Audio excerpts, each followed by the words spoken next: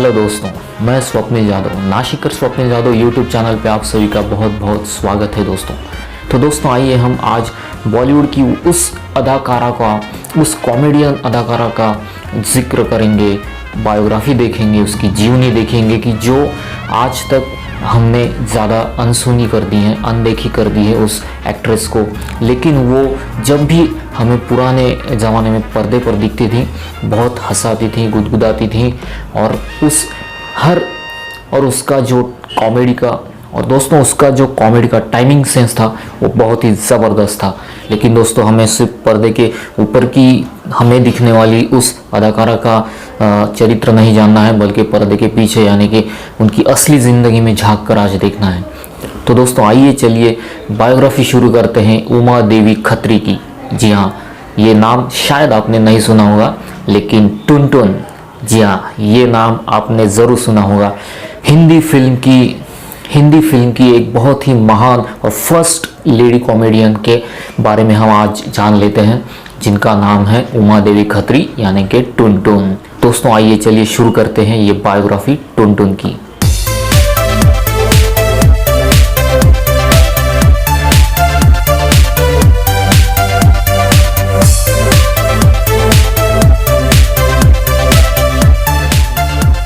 तो दोस्तों टुनटुन यानी कि उमा देवी खत्री यानी कि उमा बचपन में एक मथुरा के पास जो इलाका है, छोटा सा गांव है, एक छोटे से गांव की ये लड़की थी। बेचारी के माँ बाप भी बचपन में ही गुजर गए थे, तो इसके चाचा ने इसकी जो परवरिश थी वो की थी यंग एज तक।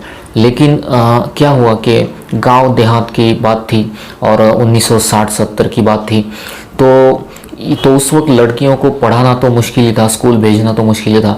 तो चाचा ने भी यही किया, तो साले ने इस टुनटुन को भी पढ़ाई के मामले में नीचे ही रखा, मतलब स्कूल में भेजा नहीं।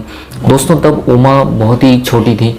उनका जन्म जो हुआ था वो 11 जुलाई 1923 में हुआ था, 1923, 11 जुलाई 1923 में। लेकिन बेचारे के बचपन में, जैसे मैंने अभी कहा कि माँ बाप गुजर गए, तो चाचा ने परवरिश की, लेकिन ठीक से नहीं की। लेकिन उमा देवी को बचपन से ही रेडियो सुनती आ रही थी, उस पर जो गाने लगते थे अलग अलग गायकों के, वो बड़े चाव से सुनती थी। तो उन्हें शौक था कि वो वैसा ही गाना गाए, लेकिन तो उन्हें शौक था कि वो वैसे ही गाना गाए, रिपीट करती थी जैसे हम लोग आज करते हैं, गाने गुनगुनाते हैं तो वैसे ही गुनगुनाती थी। लेकिन उससे ज़्यादा कुछ ज़िंदगी में हो नहीं रहा था। धीरे धीरे वो यंग होती गई, जवान होती गई। उसके साथ उनका जो सेंस ऑफ ह्यूमर था, बोलने का टाइमिंग था, वो भी अच्छा था। तो इसलिए उनके काफ़ी सारे दोस्त थे, उनकी बचपन में काफ़ी सारी लड़कियों से दोस्ती थी। तो दोस्तों ऐसे हुआ कि एक ऐसी यंग एज में उनकी जो दोस्त मुंबई में रहती थी वो गांव आई, बताया कि मुंबई चलो, वहाँ तुम्हें अगर गाने का शौक़ है तो मैं कुछ मेरे जो कॉन्टैक्ट्स हैं उनसे मैं मिलाती हूँ। तो उमा देवी ने ज़्यादा कुछ सोचा नहीं, यहाँ भी ज़िंदगी कुछ खुशहाल नहीं थी गांव में, मथुरा के पास। तो मथुरा जंक्शन पे से रेलवे पकड़ी और डायरेक्ट मुंबई पहुँच गई। लेकिन मुंबई में कुछ पता ठिकाना था नहीं खाने पीने का। तो वो जो मुंबई पहुँची थी वो 1946 में पहुँची थी। दोस्तों याद कीजिए वो क्या ज़माना रहा होगा। तो जैसे और स्ट्रगलर करते हैं वो भी स्टूडियोज़ के चक्कर काटती थी। से उनकी मुलाकात फिर एक दंपत्ति से हो गई, एक परिवार से हो गई, जिनका नाम था अरुण आहूजा और निर्मला देवी आहूजा। ये शायद आपको मालूम नहीं होगा ये दोनों के नाम, लेकिन अब मैं जो बताने जा रहा हूँ उस एक्टर का नाम, इससे आपको ये रेफरेंस मिल जाएगा कि अरुण आहूजा और निर्मला देवी आहूजा कौन थी। तो दोस्तों गोविंदा आहूजा यानी कि अपने सबके प्यारे गोविंदा, उनके ये माता पिता थे, अरुण आहूजा और निर्मला देवी आहूजा। तो उन्होंने उनके इस स्ट्रगल के समय में बहुत मदद की, उन्हें नौशाद जी के पास भेजा। तो नौशाद जी जो थे महान संगीतकार नौशाद जी। तो दोस्तों जैसे कि मैंने बताया उमा देवी का टाइम ऑफ सेंस बहुत था, वो लोगों को अपनी बातों से बहुत इम्प्रेस कर देती थी। तो नौशाद भी इम्प्रेस हो गए। उन्होंने कहा कि मुझे गायक बनना है। वो एक्टिंग के लिए नहीं आई थी, ये बहुत ध्यान देने वाली बात है। उमा देवी एक्टिंग के लिए नहीं आई थी और तब तक उनका नाम टुनटुन भी नहीं पड़ा था फिल्मों में। तो दोस्तों कुछ फिल्मों में उन्हें नौशाद जी ने ब्रेक दिया, उन्हें गाने का मौका दिया। उनका गाना सही चल रहा था, हालांकि उनकी कोई शिक्षा नहीं थी सुर में गाना, उनसे बहुत सुर क्या होता है उनको कुछ मालूम नहीं था, लेकिन वो सुन सुन के और गाइडेंस के कारण नौशाद जी के गाना अच्छी तरह गाती थी। तो इसी तरह फिर नौशाद जी, लेकिन नौशाद जी जानते थे कि बहुत सारे कॉम्पिटिटर्स यानी कि लता मंगेशकर, आशा मंगेशकर और कई और नामी गिरामी नाम जो आगे चलकर बड़े हुए, तो उनकी कंपटीशन बढ़ रही थी। तो नौशाद जी ने एक सलाह दी उमा देवी को कि आप क्यों नहीं एक्टिंग में भी ट्राई करती। तो उमा देवी झट से बोली, अगर दिलीप कुमार के साथ ही मुझे एक्टिंग का मौका मिला तो ही मैं काम करूँगी। और दोस्तों उनका नसीब इतना अच्छा कि उनको ये भी मौका नौशाद जी ने दे दिया। बस 4 सालों के बाद उन्हें उनकी जो फिल्म थी पहली, जो यूसुफ साहब के साथ थी यानी कि दिलीप कुमार जी के साथ, तो 1950 में 46 में वो आई थी और 1950 में उनको ये मौका मिल गया। बाबुल नाम की दिलीप कुमार जी की फिल्म थी, उसमें उन्होंने कॉमेडी का रोल किया और बस वहीं से फिर पीछे देखने की ज़रूरत ही नहीं पड़ी। बहुत सारे फिल्मों में उन्होंने हमको हंसाया है, हिंदी फिल्मों में भी और अलग भाषा की फिल्मों में भी थोड़े से रोल किए। हर फिल्म का उनका जो सीक्वेंस होता था, कॉमेडी का टाइमिंग होता था, वो ज़बरदस्त होता था और वो किसी बड़े एक्टर से, दिलीप कुमार हो, देवानंद हो या फिर राज कपूर हो, किसी बड़े एक्टर से नहीं डरती थी।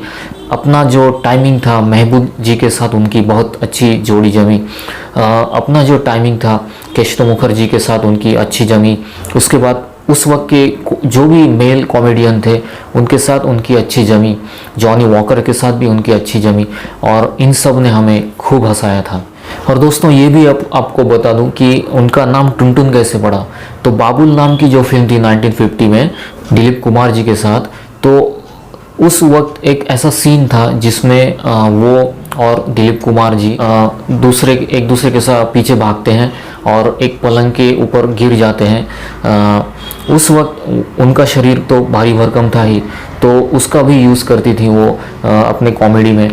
तो दोनों गिर गए एक सीन में पलंग के ऊपर और उनका भारी शरीर देखकर फिर जो दिलीप कुमार थे उन्होंने उनका नाम टुनटुन रख दिया और ये इस वजह से आगे टुनटुन के नाम से फेमस हो गई। गुरुदत्त जी ने भी इन्हें मिस्टर एंड मिसेस 55 में मौका दिया। उनका वहाँ भी रोल अच्छा था जो याद रहा सबको उस वक्त। और ये लंबी लिस्ट है फिल्मों की। आइए अब जान लेते हैं उनका जो पर्सनल लाइफ था उसके बारे में। उनका एक फ़ैन था जो दिल्ली से उनकी फिल्म में देखकर मुंबई चला आया, उनसे मिला, जिसका नाम मोहन था 1952 में। तो उसी के साथ फिर उन्होंने शादी कर ली। उसके बाद उनकी फिर 2 बेटे और 2 बेटियां हुई। उनके बेटे बेटियां तो कहाँ हैं मालूम नहीं, पता नहीं, लेकिन उनकी जो जर्नी थी फिल्मों में वो काफ़ी लंबी थी। और दोस्तों लंबे जीवन के बाद, मतलब 80 साल के लंबे जीवन के बाद फिर 24 नवंबर 2003 को टुनटुन जी का निधन हो गया मुंबई में ही। अंधेरी मुंबई में निधन हो गया। बहुत हंसाया इन्होंने टुनटुन ने हमको। और वो जब भी कॉमेडियन का हिंदी फिल्म में इतिहास लिखा जाएगा टुनटुन का नाम ज़रूर उसमें आएगा। और दोस्तों इसी जानकारी के साथ हम अपना ये वीडियो टुनटुन के ऊपर का बायोग्राफी का वीडियो, छोटा सा बायोग्राफी का वीडियो अब ख़त्म करते हैं। अगर आप नए हैं चैनल पे तो सब्सक्राइब कर दीजिए हमारे चैनल, लाइक भी कर दीजिए। हाँ, देखते रहिए हमारा चैनल नासिकर स्वप्ने जादव। मैं अब विदा लेता हूँ आपसे। मिलेंगे ऐसे ही किसी नामी गिरामी बॉलीवुड हस्ती के बायोग्राफी के साथ अगले वीडियो में। तब तक के लिए जय हिंद, वंदे मातरम, जय महाराष्ट्र।